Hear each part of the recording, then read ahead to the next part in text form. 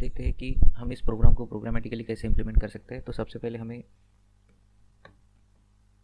दो header files programme के साथ लिंक करना है। तो hash include stdio.h hash include conio.h, उसके बाद void main। अब यहाँ पे हमें मेन फंक्शन के बॉडी में प्रोग्राम को इम्प्लीमेंट करना है। सो हमें एक इंटीजर एरे के कंटेंट सेकंड इंटीजर एरे में कॉपी करना है। तो हमें यहाँ पे दो इंटीजर टाइप के एरे चाहिए। सो हमने दोनों को नाम रखा है। जिस एरे के कंटेंट हमें कॉपी करना है उसको हमने नाम दिया है सोर्स, हमने साइज़ रखी है 3। और सेकंड जो एरे है जिसमें हम वो सोर्स के कंटेंट कॉपी करने वाले हैं उसको हमने नाम रखा है टारगेट, उसकी साइज़ भी हमने रखी है 3।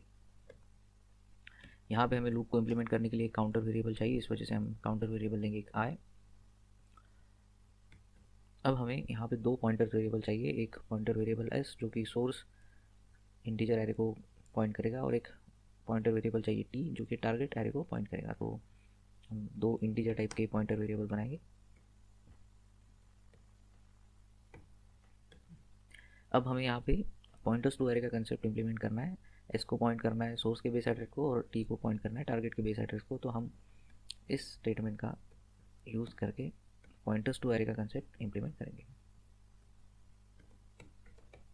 हम यहाँ पे s equal to address of source of 0 भी इंप्लीमेंट कर सकते हैं, या फिर t equal to target of 0 भी हम एड्रेस ऑफ टारगेट ऑफ 0 भी यहाँ पे यूज़ कर सकते हैं। लेकिन हम शॉर्ट फॉर्म के साथ में जा रहे हैं, तो s इक्वल टू सोर्स और t इक्वल टू टारगेट, तो ये दोनों स्टेटमेंट हमारे जो है वो पॉइंटर्स टू एरे का कंसेप्ट को इंप्लीमेंट करेंगे। अब हमें सबसे पहले सोर्स एरे की जो कंटेंट है वो कीबोर्ड से एंटर करना है। तो हमें एक मैसेज प्रिंट करना है,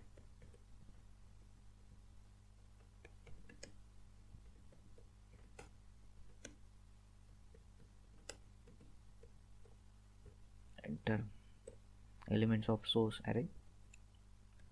और स्कैनएफ को अब 3 टाइम्स इंप्लीमेंट करना है, उसको इंप्लीमेंट करेंगे हम लूप में। तो फॉर लूप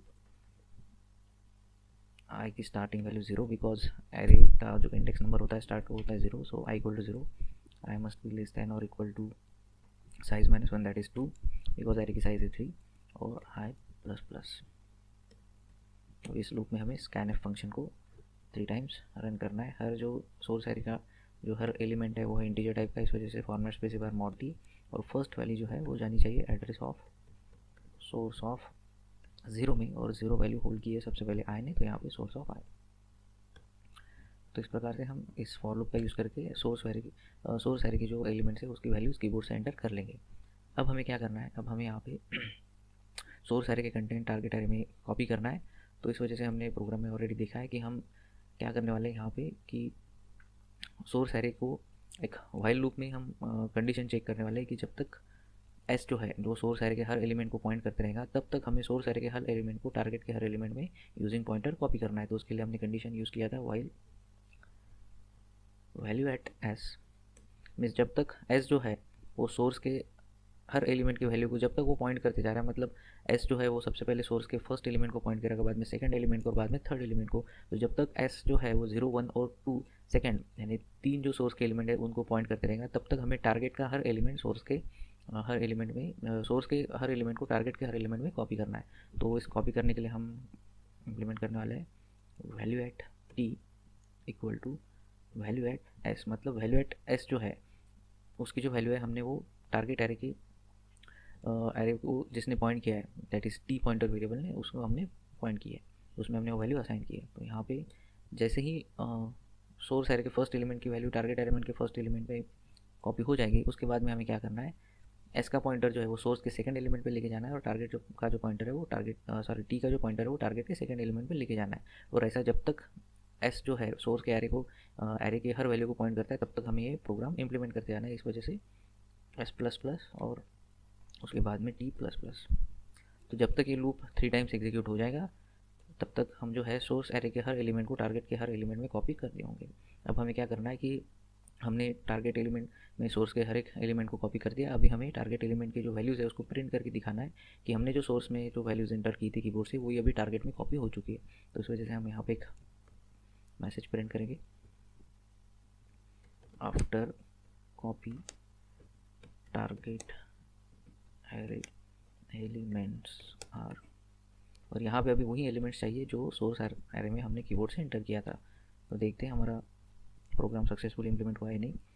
टारगेट एरे के हर एलिमेंट को प्रिंट करने के लिए हम प्रिंटफ स्टेटमेंट को हमें 3 टाइम्स एग्जीक्यूट करना है, तो हम इसे इम्प्लीमेंट करें लूप में। तो आई की starting value 0, I less than equal to N size -1 that is 2 और आई प्लस प्लस। लूप में एग्जीक्यूट करना है प्रिंटफ।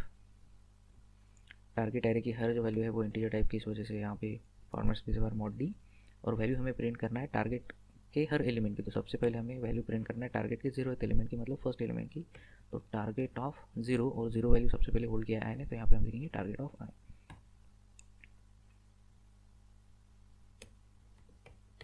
Let's see H. तो यहाँ पे हमारा प्रोग्राम खत्म हो चुका है। तो अभी देखते हैं इसे रन करके कि हमारा प्रोग्राम सक्सेसफुली वर्क करता है कि नहीं। हमें सबसे पहले सेव करना है, कॉपी एरे पॉइंटर, ये हमने प्रोग्राम को नाम दिया है .c, इसको सेव किया है। अब हम सबसे पहले इसको कंपाइल करते हैं। यहाँ पे t++ के बाद सेमीकोलन रह गया था तो एरर दिया था। अभी फिर से सेव करते हैं प्रोग्राम को, अभी कोई एरर नहीं दिया है। अभी इसको रन करके देखते हैं।